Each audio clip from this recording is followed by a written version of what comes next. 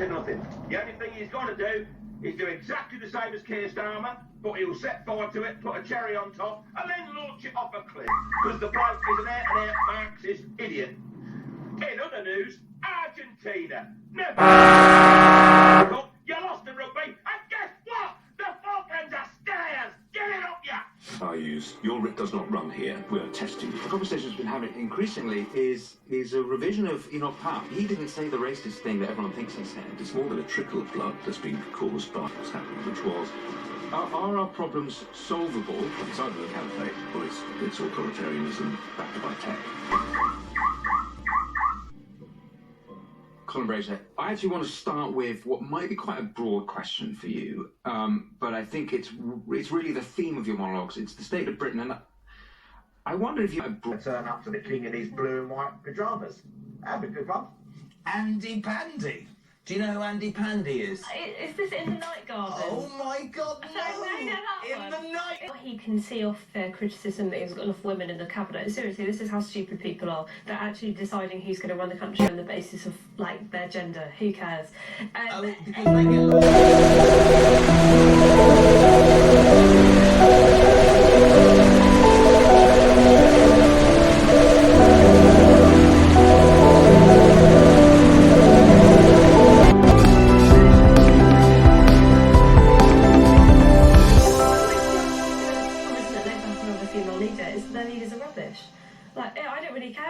People have in their trousers if they're good leaders or not. Problem is, Labour. Sorry, you don't care what people have in their trousers? I don't care about having a female leader. What do I care? I'm British. I want to have a good leadership of the country. I want my taxes to be lower, and I want things to work.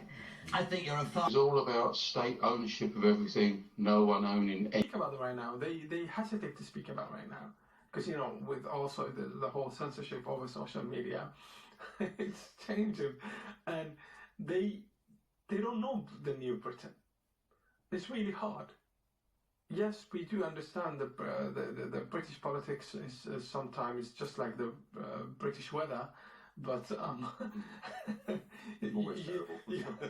well, you don't know what's coming. You just have to have that umbrella, the shadow. Anyways, but it's really hard. I honestly when it's really bad, when when it's bad. I've met recently a British Jewish family that moved to Dubai, and I was like, why move into Dubai? In Britain, democracy, rights, all that exists, and so why move into Dubai? They said, here we can coexist. Right now, they said, we wake up and our house is vandalized, our garden is vandalized, our business has been attacked. And they cannot show their kippah, they cannot show... You cannot put a kippah right now and go in the various areas here in Britain. There's certain areas, and again, I don't want this program to go through all the censorship, but there are certain areas, literally, a person cannot wear their kippah or their traditional Orthodox Jew identity and show it. Yeah, I mean, well, they can do that in the souk, in a bazaar, in anywhere, in a mall, in Dubai, in Abu Dhabi, in Fujairah, in Sharjah, everywhere in the UAE, they can show that. The Jewish community there is thriving and is growing and is creating all those businesses that they have, while in Britain they're running away and they're hiding. That tells you, where are you? How do you deal with anti-Semitism? Why has Britain reached to a point where it's dealing with anti-Semitism as an opinion? While in the UAE, we deal with anti-Semitism as a crime.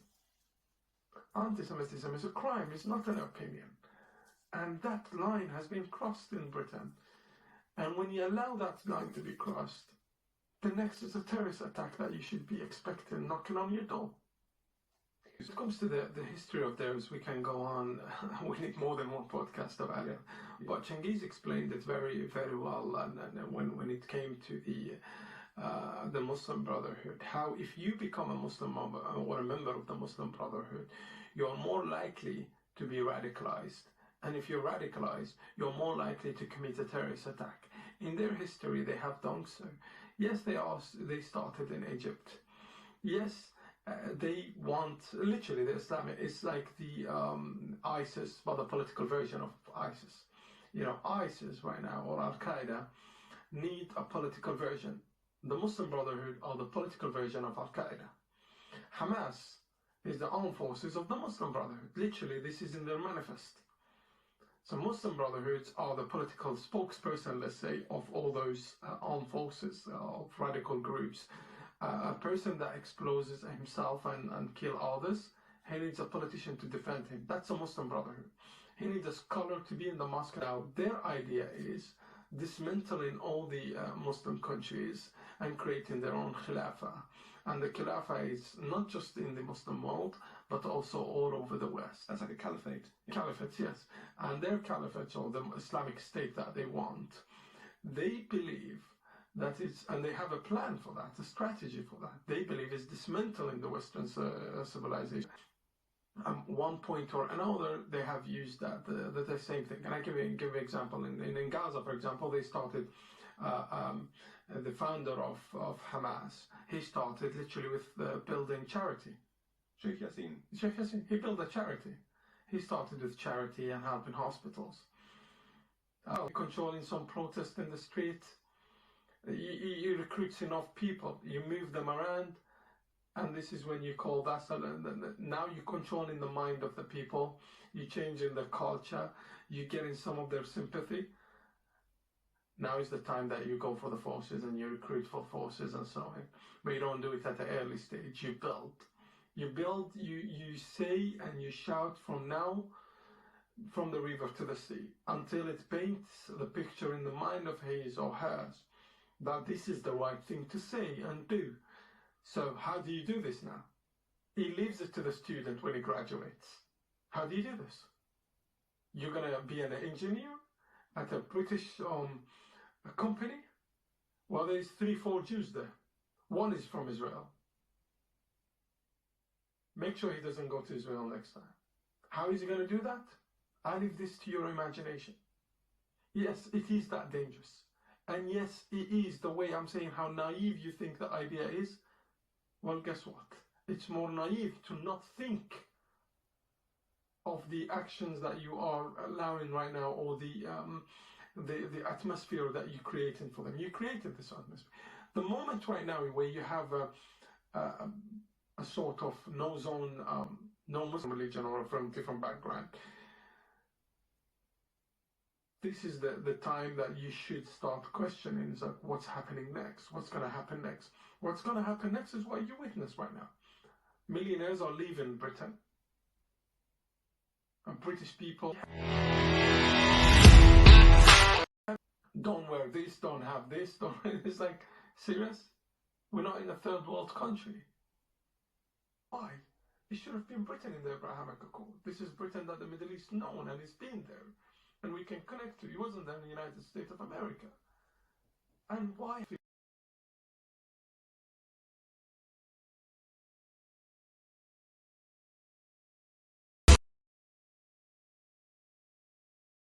British Gaza MPs have been about Islamism, jihadism against Jews, but not just against Jews, also against the Emirates and other allies. Total silence. In fact, support for the Islamic regime and Hamas. Yes. All at the point. Why is it like this? It's because you allowed, and you are allowing those Islamists to grow. And how it grows, they use your democracy to abuse your democracy. And the way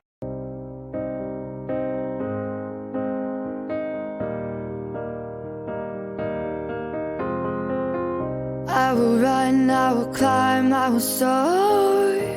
I'm undefeated. Oh, jumping out of my skin, pull the cord. Yeah,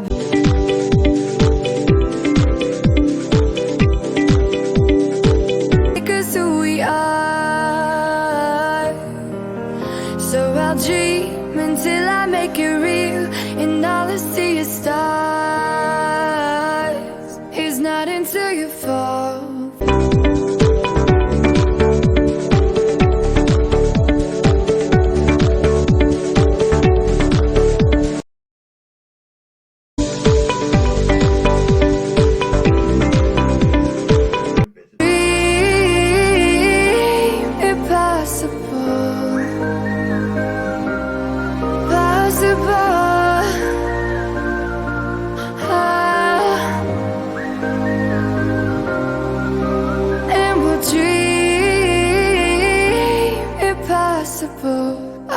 chase, I will reach, I will fly until I'm breaking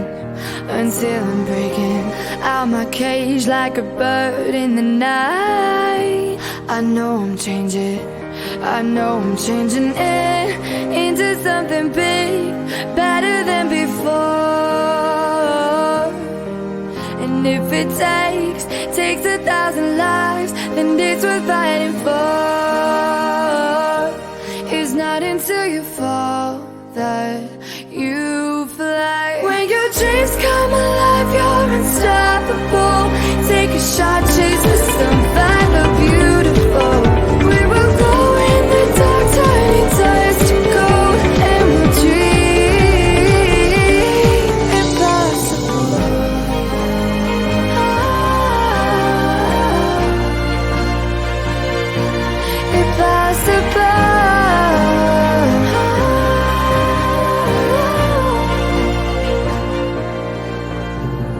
From the bottom to the top, we're sparking wild fast. Never quit and never stop the rest of our lives. From the bottom to the top, we're sparking wild fast. Never quit and never stop.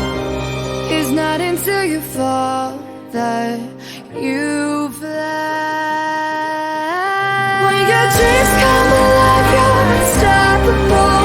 Take a shot, chase the sun, find the beautiful. We will glow in the dark, turning dust to gold, and we'll dream impossible. Possible.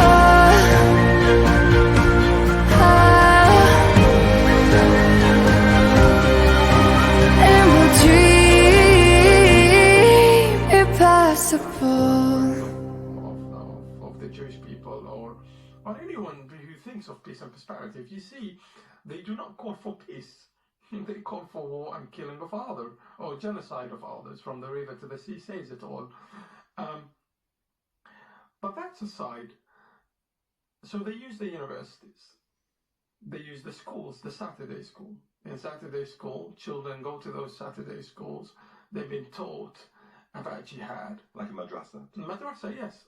It's called madrasa or the Saturday school because they use the weekend to get into the student, or what they have the after school ones, which starts about 5 p.m. upwards. Those 2 hours that we think is just a weekend or just 2 hours, it radicalized people and they radicalized people. In fact, go on and check about those who did the 2005 bombing. They attend those madrasas and they have attended those. And some of them, they were part of the Islamic Society, and those who in universities, and those who joined the ISIS. There were some of them attended, and I am mentioning the names here. I don't know, you can cut that, censor it somehow, but some who attended certain mosques in Birmingham, be it the Islamic. And all the mosques in Sheffield and in Manchester, and they later on joined ISIS. And if you go online right now and listen to all lectures, not skip through them, because it's very important, you know. And also they use the Arabic as a language to censor sometime and change the meaning and so on. But we are the Arabs, we know the Arab literature, and we know exactly what